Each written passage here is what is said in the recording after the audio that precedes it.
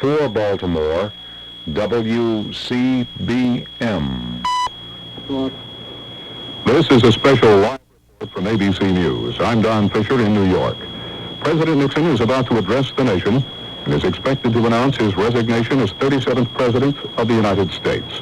Vice President Gerald Ford expected to become the nation's new chief executive in swearing-in ceremonies in Washington tomorrow. President Nixon is believed to have made the decision to resign following a meeting with GOP congressional leaders late yesterday afternoon. The leaders apparently told the president he could count on no more than 15 senators who would support his position to remain in office.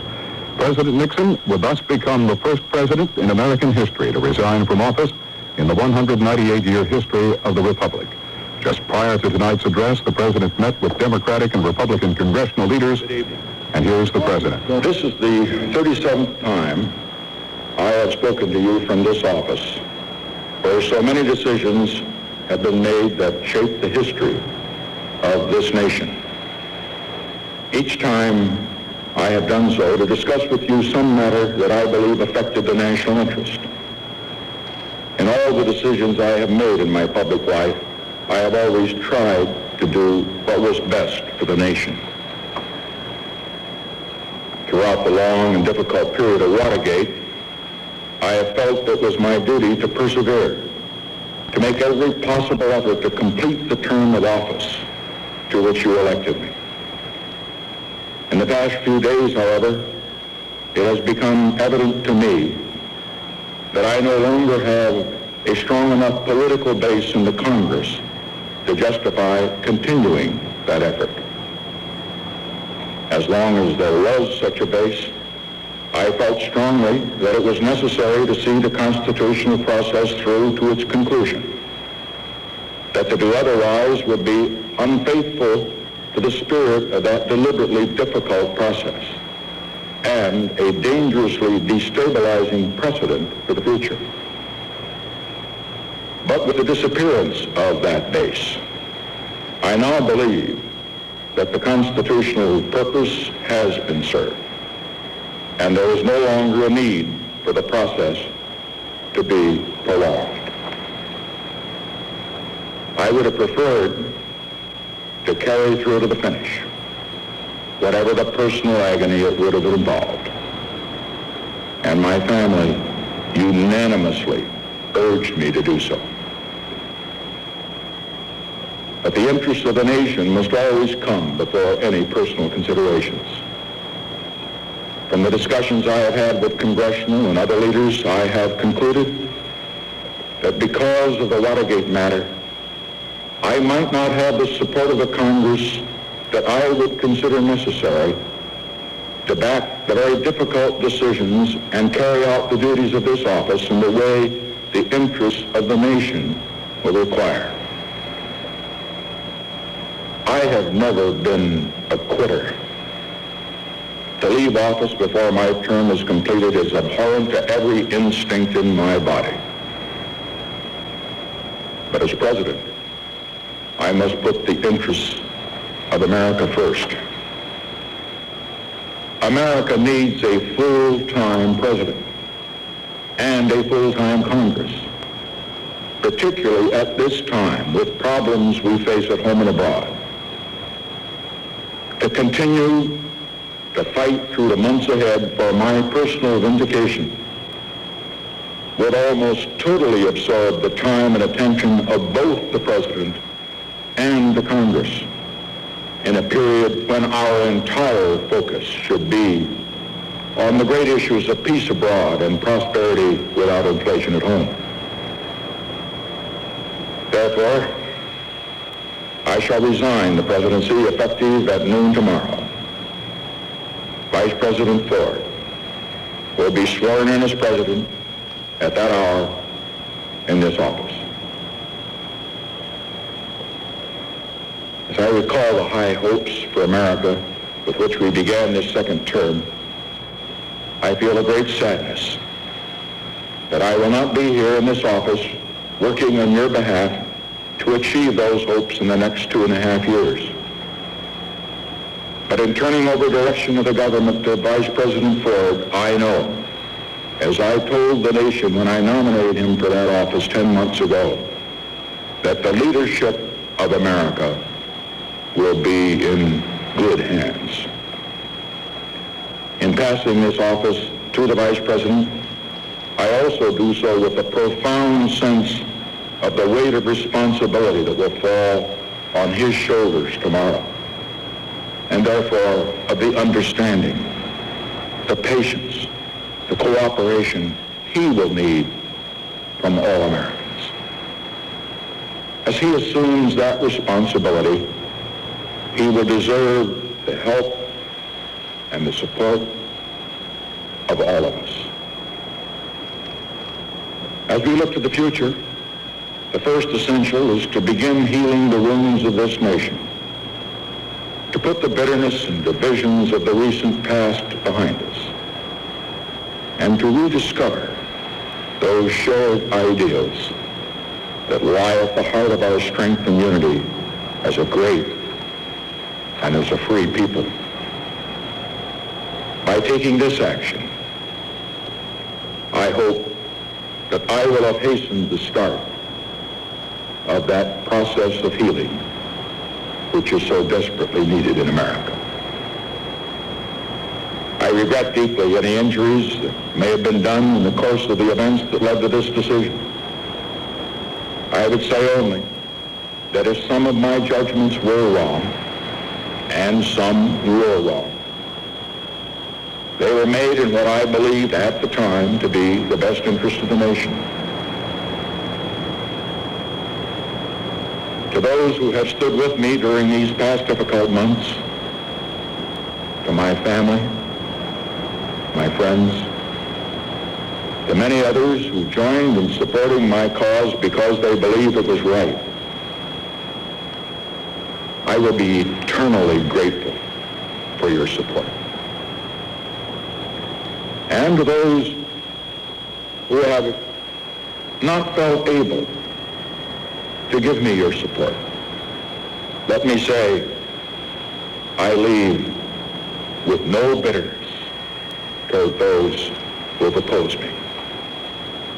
Because all of us in the final analysis have been concerned with the good of the country, however our judgments might differ. So let us all now join together in affirming that common commitment and in helping our new president succeed for the benefit of all Americans. I shall leave this office with regret at not completing my term, but with gratitude for the privilege of serving as your president for the past 5.5 years. These years have been a momentous time in the history of our nation and the world. They have been a time of achievement in which we can all be proud. Achievements that represent the shared efforts of the administration, the Congress, and the people. But the challenges ahead are equally great, and they too will require the support and the efforts of the Congress and the people working in cooperation with the new administration. We have ended America's longest war, but in the work of securing a lasting peace in the world, the goals ahead are even more far-reaching and more difficult. We must complete a structure of peace so that it will be said of this generation, our generation of Americans, by the people of all nations, not only that we ended one war, but that we prevented future wars. We have unlocked the doors that for a quarter of a century stood between the United States and the People's Republic of China. We must now ensure that the 1/4 of the world's people who live in the People's Republic of China will be and remain not our enemies, but our friends. In the Middle East, 100 million people in the Arab countries, many of whom have considered us their enemy for nearly 20 years, now look on us as their friends. We must continue to build on that friendship so that peace can settle at last over the Middle East, and so that the cradle of civilization will not become its grave. Together with the Soviet Union, we have made the crucial breakthroughs that have begun the process of limiting nuclear arms.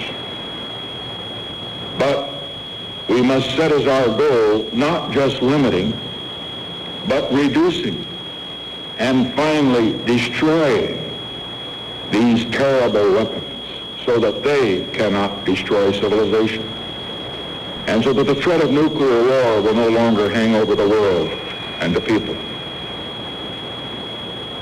We have opened a new relation with the Soviet Union.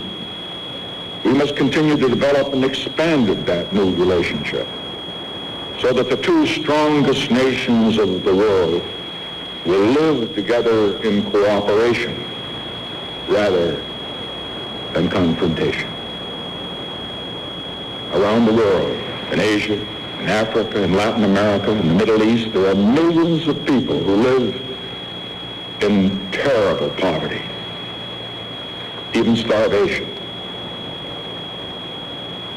We must keep as our goal turning away from production for war and expanding production for peace, so that people everywhere on this earth can at last look forward in their children's time, if not in our own time, to having the necessities for a decent life. Here in America, we are fortunate that most of our people have not only the blessings of liberty, but also the means to live full and good, and by the world's standards, even abundant lives. We must press on, however, toward a goal not only of more and better jobs, but of full opportunity for every American. And of what we are striving so hard right now to achieve, prosperity without inflation. For more than a quarter of a century in public life, I have shared in the turbulent history of this era. I have fought for what I believed in. I have tried, to the best of my ability, to discharge those duties and meet those responsibilities that were entrusted to me. Sometimes I have succeeded, and sometimes I have failed. But always, I have taken heart from what Theodore Roosevelt once said about the man in the arena whose face is marred by dust and sweat and blood, who strives valiantly, who errs and comes short again and again, because there is not effort without error and shortcoming, but who does actually strive to do the deed, who knows the great enthusiasms, the great devotions, who spends himself in a worthy cause, who at the best knows in the end the triumphs of high achievements, and with the worst, if he fails, at least fails while daring greatly. I pledge to you tonight that as long as I have a breath of life in my body, I shall continue in that spirit. I shall continue to work for the great causes to which I have been dedicated throughout my years as a congressman, a senator, vice president, and president. The cause of peace, not just for America, but among all nations. Prosperity, justice, and opportunity for all of our people. There is one cause, above all, to which I have been devoted, and to which I shall always be devoted for as long as I live. When I first took the oath of office as president 5.5 years ago, I made this sacred commitment: to consecrate my office my energies, and all the wisdom I can summon to the cause of peace among nations. I've done my very best in all the days since to be true to that pledge. As a result of these efforts, I am confident that the world is a safer place today, not only for the people of America, but for the people of all nations. And that all of our children have a better chance than before of living in peace rather than dying in war. This, more than anything, is what I hoped to achieve when I sought the presidency. This, more than anything, is what I hope will be my legacy to you, to our country, as I leave the presidency.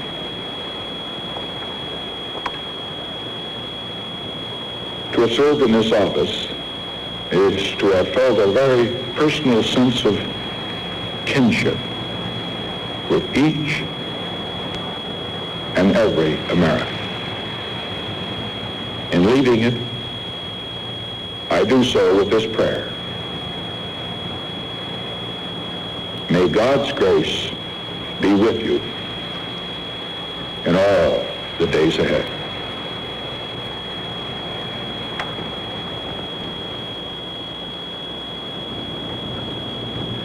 President Nixon has just resigned effective noon tomorrow when Vice President Ford will be sworn into office in Washington.